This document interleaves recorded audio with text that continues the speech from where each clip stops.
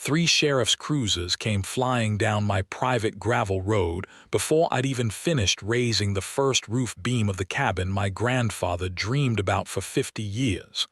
The woman standing behind those flashing lights pointed straight at me and yelled, "That's him. That's the man stealing our land." The craziest part. I was standing on property my family had owned since long before her neighborhood even existed. My name is Ethan Brooks, and if you've ever had someone look you in the eye while trying to convince the whole world that your own home didn't belong to you, then you'll probably understand exactly how this story begins. That morning was supposed to be simple. I had coffee sitting on the tailgate of my old pickup, country music drifting softly from a little radio balanced on a stack of lumber, and a list in my pocket that said all I needed to do was finish setting the ridge beam before lunch. I'd waited almost 15 years for this moment. After my grandfather passed, probate dragged on forever, taxes had to be sorted out, surveys had to be updated, and every little government office seemed determined to move one sheet of paper at a time. But finally, everything was settled. The deed had my name on it. The county records were updated. The permits were approved. It was mine. Not because someone gave it to me, but because generations of my family worked themselves half to death protecting that stretch of river. My granddad used to tell me, "Land doesn't love you back, son, but it'll remember whether you took care of it." I thought about those words almost every day while building that cabin. Then came the sirens. At first, I honestly figured somebody farther up the valley needed help. Maybe an accident, maybe a brush fire. Around here, deputies didn't rush unless something serious had happened. But then the cruisers turned onto my road. My road. Dust exploded behind them as they stopped so hard the gravel sprayed against my trailer. I climbed down from the ladder slowly, still holding my framing hammer, mostly because I hadn't processed what was happening. The lead deputy stepped out carefully, one hand resting near his belt while another deputy scanned the tree line like they expected somebody dangerous to appear from behind the lumber pile.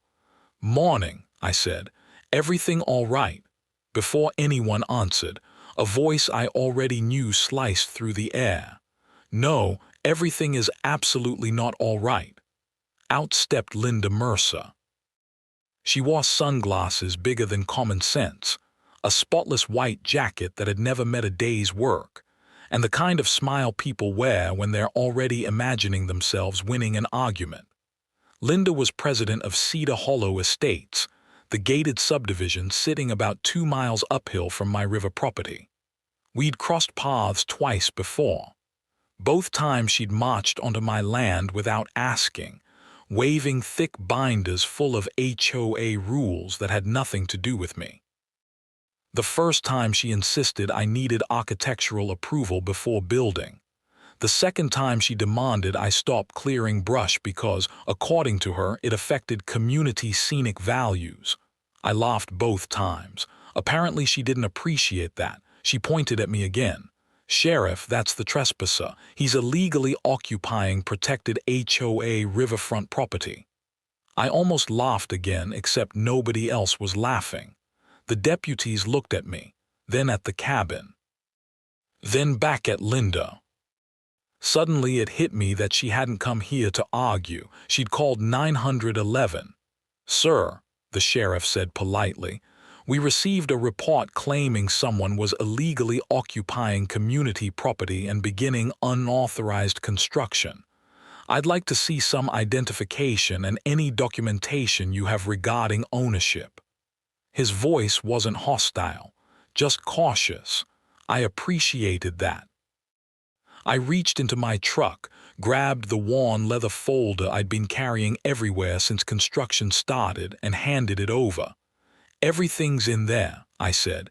"Deed, survey, permits, county filings. Take your time." Linda folded her arms and let out a little laugh that sounded rehearsed. "Those papers are homemade." We've already documented that this entire shoreline belongs to Cedar Hollow. I looked at her for a second, honestly wondering whether she believed what she was saying or whether she'd repeated the story so many times she'd started convincing herself.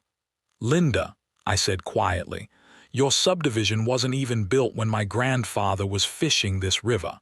She shrugged. "Things change."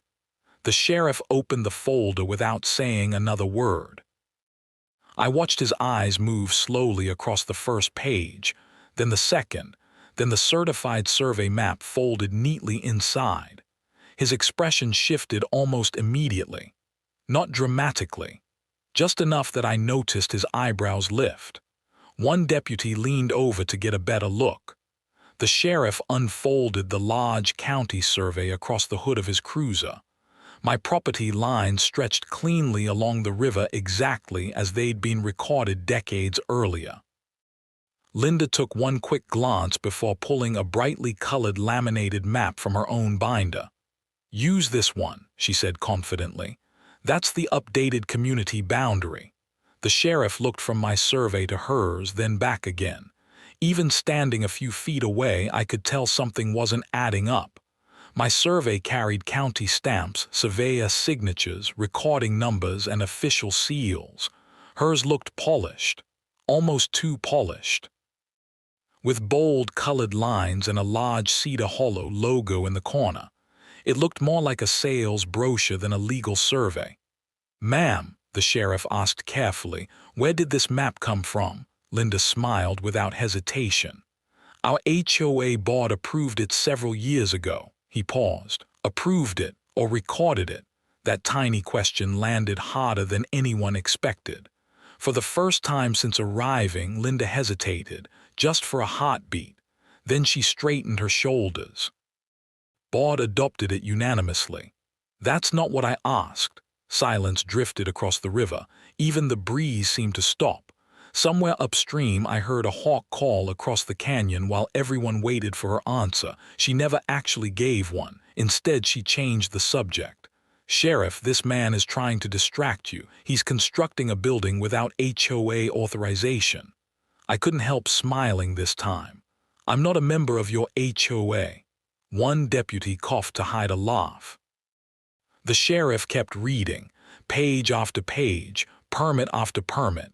Finally, he looked up at me, then at Linda, then back at the map spread across his hood. "Mr. Brooks," he said slowly, "how long has your family owned this parcel?" "Since 1934. He nodded once. Then he turned toward Linda with an expression that had changed from curiosity to concern. "Ma'am, I think we need to have a different conversation than the one you expected." Linda's confident smile didn't disappear, but something flickered behind it. The tiniest crack. The kind you only notice if you're standing close enough. I didn't know it yet, but that crack was about to split open into something that would shake her entire neighborhood, expose years of lies, and turn one ordinary cabin project into the biggest property fight our county had seen in decades. "Ask me to continue with part 2. The sheriff didn't say another word for several seconds, and somehow that silence felt louder than the sirens had. Linda stood there with her arms folded, still wearing that polished smile she'd brought from the subdivision. But I noticed the corner of her mouth twitch just enough to tell me she wasn't nearly as comfortable as she wanted everyone to believe. Deputy Collins glanced between the two maps spread across the hood of the cruiser, then quietly asked, "Sheriff, these aren't even using the same property references." Sheriff Dalton nodded without looking up. "They're not." Linda stepped forward before he could continue. "Because ours reflects the current community boundaries." Dalton finally looked at her. "Community boundaries aren't county property lines. They're recognized by our association." "Maybe by your association," he answered calmly, "not by this office." I could almost hear the air leave her lungs. It wasn't dramatic. It was more like someone realizing the script they'd memorized wasn't working anymore. She recovered quickly, though. People like Linda usually do. "You're missing the bigger picture," she said. "We've maintained that shoreline for years. We've cleaned it, landscaped it, installed benches, organized community events. Everyone knows it's ours." I couldn't help letting out a small laugh. Taking care of something doesn't magically transfer ownership. She shot me a look sharp enough to cut wood. "That's exactly the selfish attitude that's destroying communities." I shrugged. "Wanting to keep my family's land isn't selfish." Sheriff Dalton closed my folder and handed it back. "Mr. Brooks, from everything I've reviewed today, I don't see any evidence that you're trespassing." Linda's smile disappeared completely. "Excuse me," I said, he repeated, slower this time. "I don't see evidence that he's violating county property law." She immediately pulled another stack of papers from her binder. I swear she had enough paperwork in there to wallpaper a house. "Then perhaps you should review our environmental compliance package." The deputy accepted it, flipping through pages filled with highlighted paragraphs, HOA letterheads, internal policy numbers, and photographs of my half-finished cabin taken from different angles. Somebody had clearly spent days documenting every nail I'd driven. Deputy Collins frowned. "These citations reference HOA regulations." "Correct," Linda answered proudly. "Mr. Brooks isn't subject to your HOA regulations. He is if he's building on HOA land." The deputy looked at me, then at the sheriff, then quietly placed the packet back into Linda's hands. "That's the issue," he said. "So far, nothing we've seen says this is HOA land." Linda's face flushed red, not embarrassed red, angry red, the kind that starts in the neck and works its way upward. She jabbed a finger toward my cabin frame. "You're all making a terrible mistake. If you let him finish this structure, it'll permanently interfere with our river access." I folded my arms. "Your river access? Community river access? You mean the access your residents have been using because my grandfather never chased anybody away?" She didn't answer. She didn't have to. Her silence said enough. My grandfather had always believed neighbors should be treated like neighbors. Kids from nearby ranches used to fish that stretch every summer. Families picnicked there. Nobody cared because everyone respected the land. Somewhere along the way, kindness had quietly been rewritten into ownership inside Linda's mind. Sheriff Dalton climbed back into his cruiser and spoke briefly over the radio. When he stepped back out, his tone had changed. "Mrs. Mercer, I'm going to recommend you contact the county planning office before making any further ownership claims." "Recommend," she repeated. "Yes, you're not removing him. No, you're not stopping construction. No, you're seriously choosing his side," Dalton sighed. "I'm choosing the documents." That sentence landed harder than anything else he'd said all morning. Linda stared at him as if she'd been personally insulted. Finally, she spun toward me. "This isn't over." I figured it wasn't. "Our attorneys will deal with this. They're welcome to read." I gently patted the leather folder tucked beneath my arm. "Books are full of useful information." One deputy actually laughed that time, earning himself a sideways glance from the sheriff. Linda stormed back toward her SUV, gravel crunching beneath expensive shoes that clearly weren't designed for riverbanks. Before climbing inside, she looked over her shoulder one last time. "You'll regret embarrassing this community." I watched her drive away in a cloud of dust before turning back toward the unfinished cabin. Sheriff Dalton lingered beside his cruiser. "Mr. Brooks." "Yes, sir." "Off the record." "Sure." He lowered his voice. "I've been doing this job 22 years. People usually don't call 911 over genuine misunderstandings. They call because they're convinced they're right, or because they can't accept being wrong." I smiled.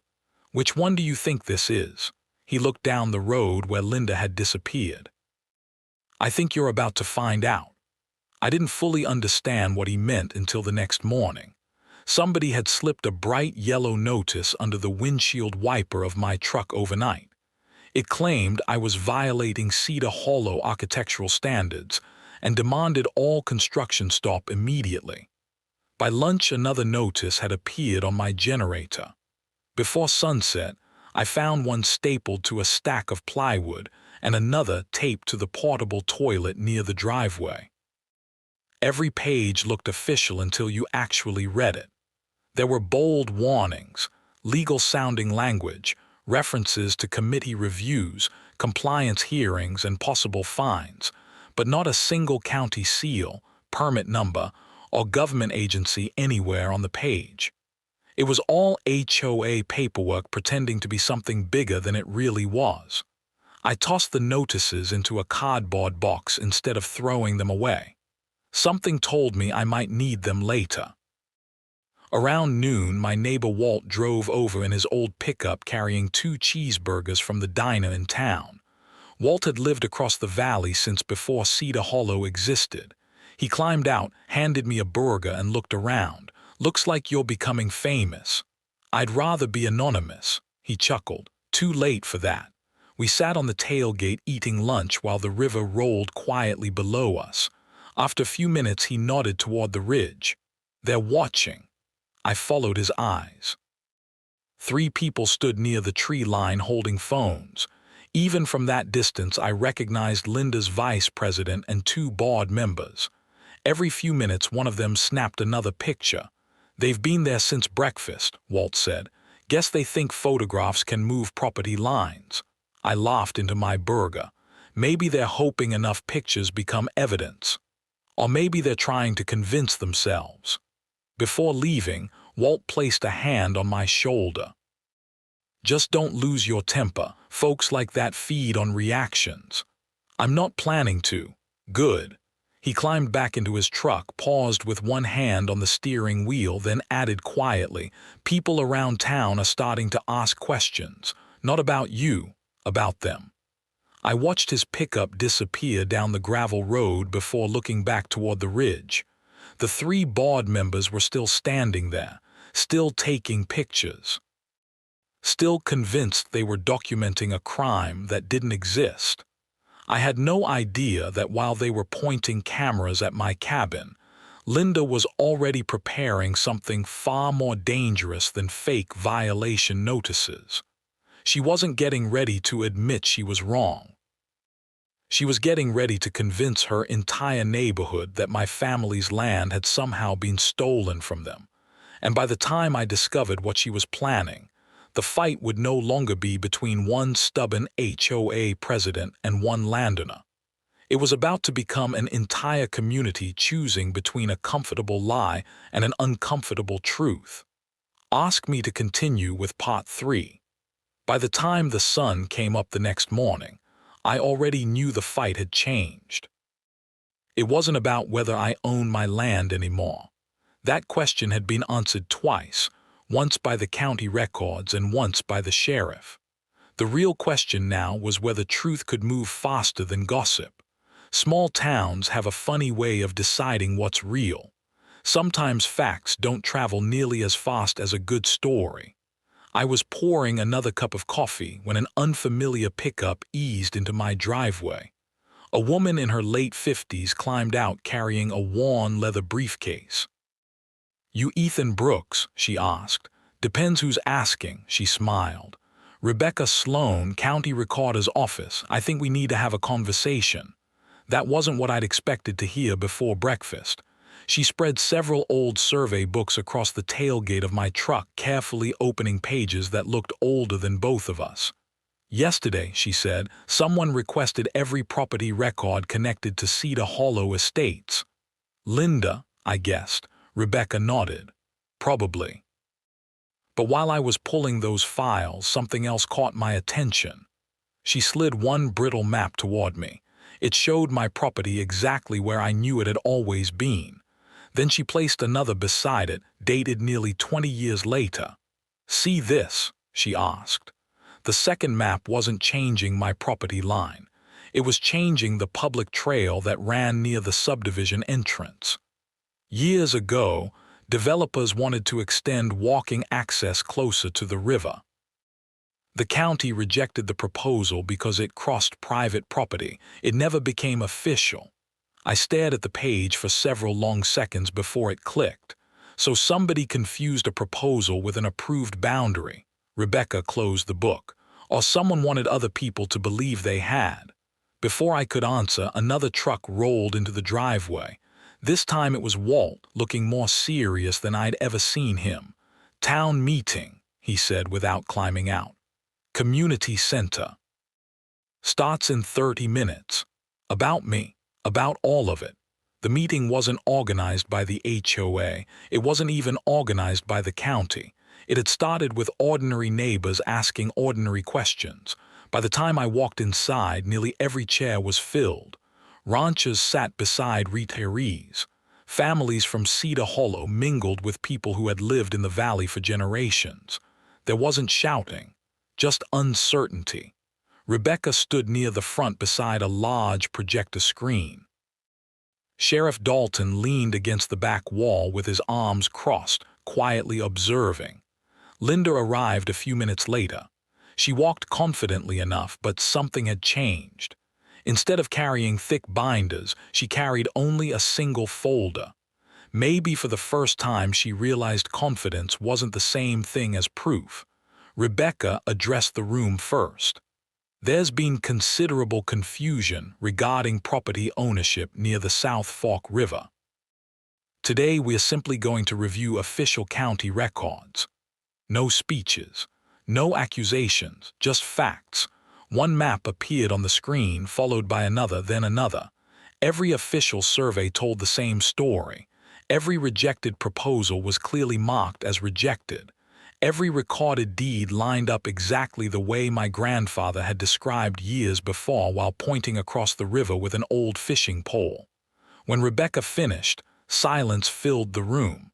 Finally, an older resident stood up. "So, Ethan wasn't taking anything away from us," Rebecca answered gently.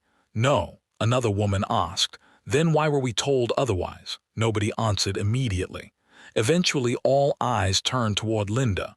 She remained seated for several seconds before slowly standing. "When the subdivision was built," she began quietly, "I believed expanding community access would increase property values. I convinced myself the county would eventually approve it, after enough years. I stopped separating what I hoped would happen from what actually happened." Nobody interrupted her. "Every decision after that became easier to justify," she continued. "Every cleanup project, every bench, every newsletter. Eventually, I wasn't protecting a lie anymore. I honestly believed it. It wasn't the dramatic confession people expected. It was something sadder. A reminder that pride can quietly turn assumptions into certainty if nobody challenges them." Sheriff Dalton stepped forward. "That's exactly why records exist, not to punish people, but to keep memories from replacing facts." A young father near the front raised his hand. "What happens now?" Rebecca smiled. "Now everyone knows where the boundaries actually are." I stood up then, feeling dozens of eyes turn toward me. "Can I say something?" Heads nodded. "My grandfather never minded people enjoying the river," I said. "He minded people believing kindness meant ownership." I paused, looking around the room. "I'm not putting up gates. I'm not building walls, but I am asking everybody to respect the line that's always been there." An older couple started clapping. Then someone else joined in. Before long, the whole room was applauding, not because anyone had won, but because the argument finally had an ending built on truth instead of assumptions. Outside, Linda approached me alone. "I owe you an apology," she said. "You don't owe me one because you lost." She looked down at the gravel.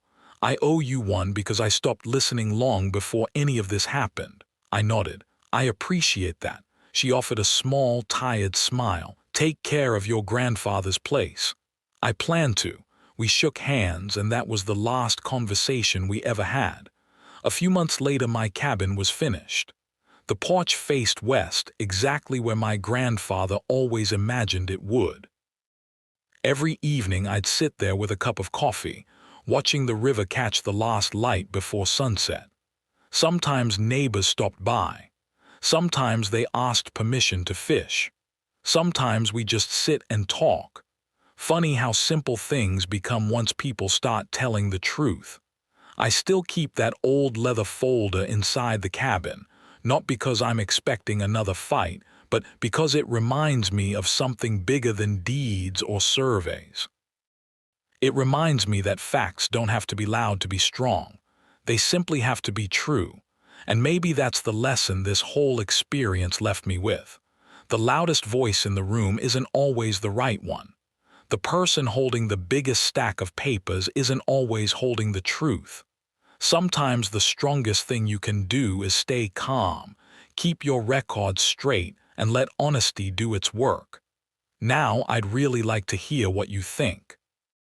If you had been in my shoes, would you have handled it the same way, or would you have taken legal action much sooner? And if you had been one of the neighbors who honestly believed the wrong story for years, how would you have reacted after learning the truth? Leave your thoughts in the comments because these conversations matter. And if you enjoy real-life inspired stories about land, community, justice, and standing your ground with integrity, don't forget to like the video, subscribe to the channel, and I'll see you in the next story.